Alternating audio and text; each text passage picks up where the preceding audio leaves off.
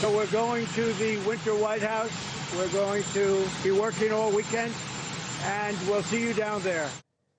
We'll see you down there. President Trump referring to his Florida residence, Mar-a-Lago. Trump says he will frequent the property during the winter and throughout the year, just as he did during his first term in office. Here with us, a man who has spent considerable time there as well, Laurence Leamer, author of Mar-a-Lago, Inside the Gates of Power at Donald Trump's Presidential Palace, and Warhol's Muses, the artists, misfits, and superstars destroyed by the factory fame machine. That, by the way, it will be released on May 6th. Looking forward to that. Great title. Hello, welcome to the show. Thanks for having me. I'm down here. All right, so what does Trump's time at Mar-a-Lago look like? You are down there from what you've observed in his first time and, of course, hearing on the ground lately. Well, it's a different place. It's a different Mar-a-Lago.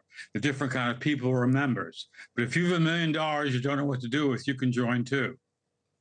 How did that become his hub for business and vacation here, Laurence? Well, he was going, 30 years ago, he was going through a very tough time.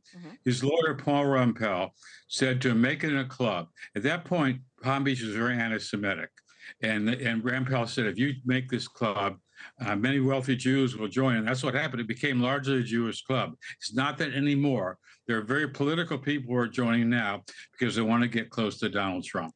That is so interesting. In your book, you talk about how it took Trump decades to create Mar-a-Lago. Why do you think it's such a draw for Trump to go down to Florida? Is it the people? Is it the location? Why does he choose to go there, even with the option of the historic, iconic White House? Well, it's his spiritual home. He doesn't like to be alone.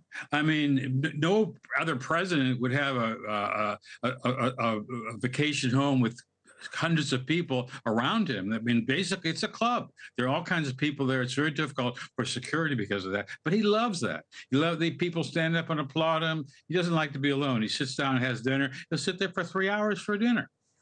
Laurence, I'm so intrigued, and I know I'm not alone. For those of us who have not been able to go there, can you explain the events at Mar-a-Lago? What do they typically look like? What types of people attend?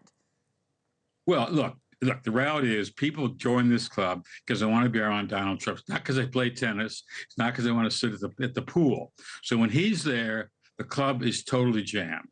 And I had friends who went there last weekend, and it was so jammed that they said, we can't have sit-down dinners. We're going to do a buffet. And the buffet was $250 plus a 20% service charge. Now, the service charge doesn't go to the waiter. It goes to Donald Trump.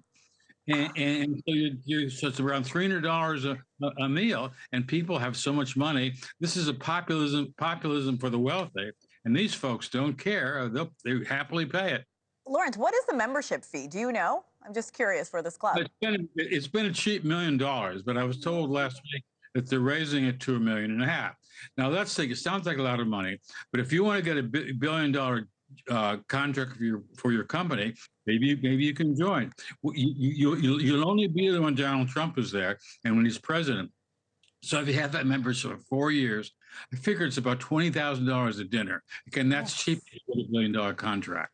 Wow. You've talked about how people canceled their Mar-a-Lago memberships after Trump lost the presidency in 2020. I'm assuming, has it picked up? Some of those people are pretty unhappy that they did. Let me tell you that. You mentioned your friends being there. What's the atmosphere like with so many executive orders and pressers happening in the last few weeks? He's only been in office for a month now. He's always making headlines every single day. What do your friends tell you, especially considering they spent $1 million to be a part of this club? Well, some of my friends don't want to go there anymore because it's just too jammed. But the wannabes, they're there and trying to elbow and get as close to him as possible. All right. It sounds very, I got to say, it sounds very, very fancy, Laurence. Thank you so much. I look forward to your book on May 6th as well, Laurence Leamer. Thank you. Thanks for having me.